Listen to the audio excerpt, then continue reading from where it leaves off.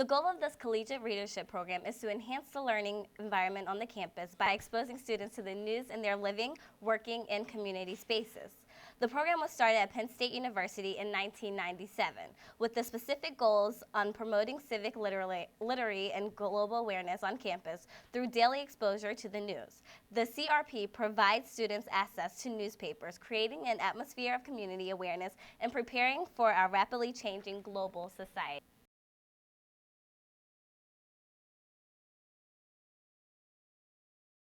Hi, I'm Terry Polk, and I am voicing my opinion on mainstream media. I'm sure most of you have heard about Charlie Sheen's recent behavior, and for those of you who haven't, what's your secret? His obsessive partying and drug abuse has been constant news headlines, not like that's not typical of a Hollywood star. And even more exciting, for the past couple of weeks, he's been going on rants, just drawing even more attention to his actions. Just like any other case of a celebrity being human, the media is eating this up, and she managed to land himself an hour dedicated to him on 2020 so he could right his wrongs.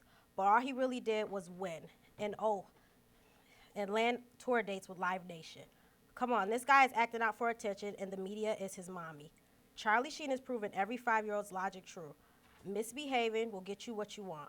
I'm not sure if many children have looked to Charlie Sheen as a role model at any point, but he's only one case of the message Hollywood is sending our youth. So my suggestion to parents is skip the blame game and be parents. I'm sure you wouldn't let Charlie Sheen babysit your kids, so why let the media do it? That's it. The topic I'll be covering is stress. As a college student, stress is not uncommon. Waking up early, attending classes, and doing homework. And I forget to mention working a job. Each and every one of these things causes major stress within a college student's life. The definition of stress states a non-specific response of the body to a demand. The brain will release signals to let the body know that it's stressed. In order to prevent stress or to keep it from reoccurring, you can share a problem with a family member about the thing that's stressing you out in your life. You can try a new physical activity to help you relieve your stress, and also make more time for fun with the people you love. I'm Chad Marcolini, and I'm going to talk about the earthquake and the nuclear meltdown in Japan. There are basically two ways it's going to end, which is one, the nuclear plant will be ruined and there will be some public exposure to radiation. The other is that the nuclear reactor will catch fire, releasing large amounts of nuclear radiation into the air. They had 50 workers stay behind to fight fires that broke out earlier this week and they're pouring seawater on the fires to try and get rid of the fires. If the reactors do melt, the exposure to the United States will be minimal, but it will travel across the Pacific Ocean and reach Anchorage in 7 days, Honolulu in 8 days, and Los Angeles and Seattle in like 10 to 11 days. And the outpouring of support has been a lot less than other disasters, mostly because people see Japan as a country that is pretty self-sustainable. So the Haiti earthquake got $296 million, and the Japan in just 7 days, and Japan has only gotten $29 million in 6 days. My discussion will be food and health. The problem with America is that we eat more than we're supposed to eat. And the obesity rate in 2010 was 36% for adults and 25% for children. That is a lot of obesity people walking around America right now when it can be avoided. A simple way to fix the obesity rate and diabetes would be to eat your serving size. Each American has an exact serving size that they're supposed to eat throughout the day. And if you eat that, it would help maintain your weight or even lower your weight and speed up your metabolism. A key to a healthy diet would be to include fruits and vegetables, which a lot of Americans lack. And if you notice, a lot of restaurants and fast foods are trying to make their food more healthier. Even though you really shouldn't be eating fast food, you should stick to home-cooked meals where your food is naturally cooked and you know what's going in it. Another concern that I have with food, it would be the fact that it's really easy to overindulge yourself, which you just have to have the control.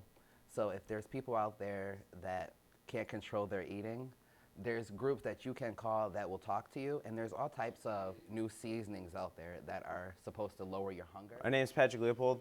I'm going to talk about NCAA sanctions upon student athletes and coaches. As many of you may know, 5 players from Ohio State, as well as head coach Jim Tressel, were suspended for the first 5 games of the 2011-2012 NCAA football season.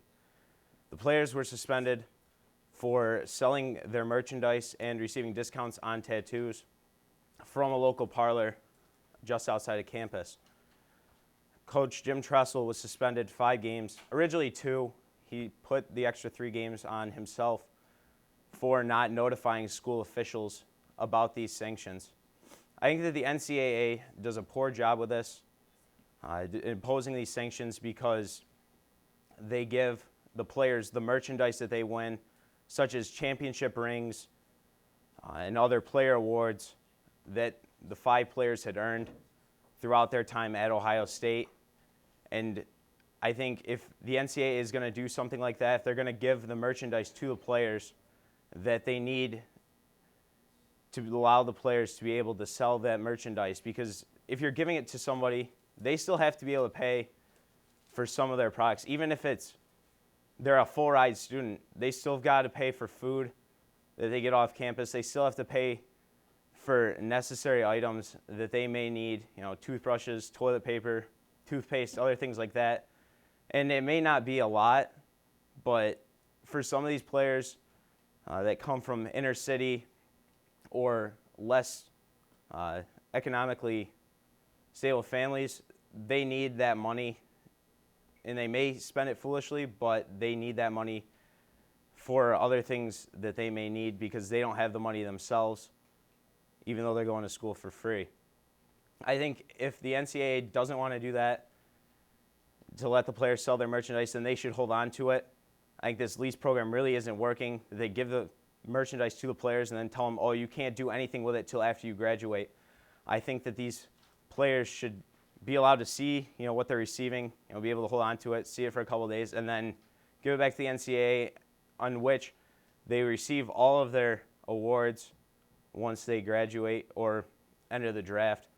I think that this will eliminate all the problems that players have and all that pressure that they have to sell their merchandise to, a tattoo parlor, as the Ohio State players did. And I think that you'll see these sanctions kind of go away as players, and they'll be able to focus more on playing football and other things that they have to do, instead of what am I going to use to pay for a tattoo and other things like that.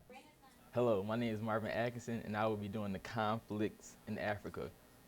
Conflicts over natural resources has been Africa's main focus. International attention, particularly during the last decade, for oil in Nigeria and other agricultural practices, including animal stock, solid materials, and water, which is causing a lot of problems between natives and surrounding countries in Africa. With the natural resources, along with political and social conflicts in Africa at this time.